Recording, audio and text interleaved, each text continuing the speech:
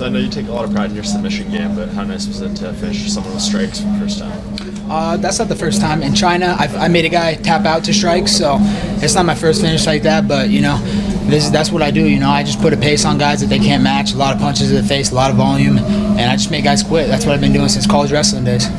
How satisfying was it, considering all the trash that he talked into this fight? You were pretty dominant on the ground, so how did that feel to kind of shut him up? You know, it was satisfying, but, you know, it's not a big deal. You know, he's not a big name or anything, so I don't really take a lot of pride in it. I expected to finish him. That's why I told everybody on media. I said, hey, I'm going to finish him. I told Joe Silva I'm going to finish him, and then I want to slot on UFC Portland in my home, and that's what I did. So, you know, that's what I wanted to make sure I proved the point.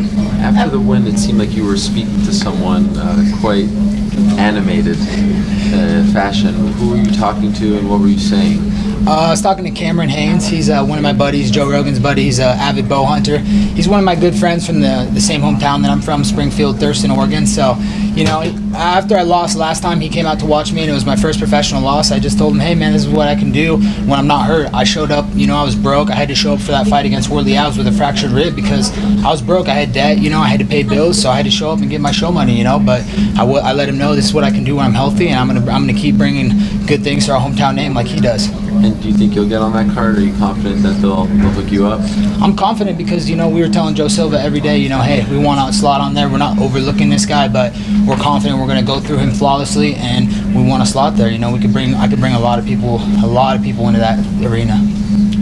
Looked like there was a headbutt at one point during the fight. What happened there? Yeah, it was weird. I don't know. We just kind of came in at the same time, and we kind of just both clashed heads, and I felt it too. You know, it kind of like made me go ooh. I was like whoa, you know. But we just kind of both just engaged at the same time, kind of clashed heads a little bit, but nothing big. Is there anyone in particular that you have your eye on right now? You know, anybody ranked. You know, Dong Hum Kim. I would love to get Dong Hum Kim. I've been talking about him for a while. You know, I wanted Damian Maia. That's a probably big jump up. I'm not gonna jump that far. I haven't beat a big enough name to get something like that. But I think Dong Hum Kim is fair. Gunnar Nelson, someone like that. At what point did you really feel like you were capable of finishing Max tonight? Was it with that elbow, or just like, you know, just from the takedowns, and when you really couldn't recover under a certain point? When did you know that you had this one, and, you know, you were able to finish it? After the first round, the pace I put on was really high. I saw him walking back to his corner. I knew he was exhausted. And in the second round, when I caught that elbow, I just felt like kind of his soul leaving his body. He was just like all his energy got zapped, and I knew it was just a matter of time until I was going to get the finish. You mentioned being broke before the Alves fight. How are you now financially?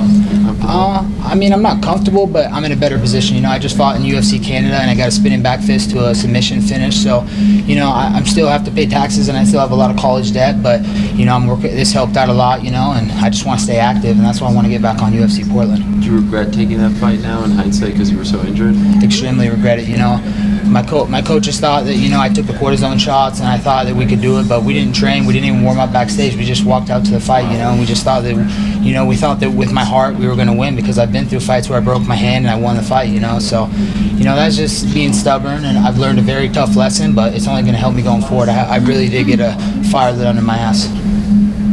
You're limping. Are you injured? Or are you No, I didn't limp at all. No, I'm not limping at all. Not at all.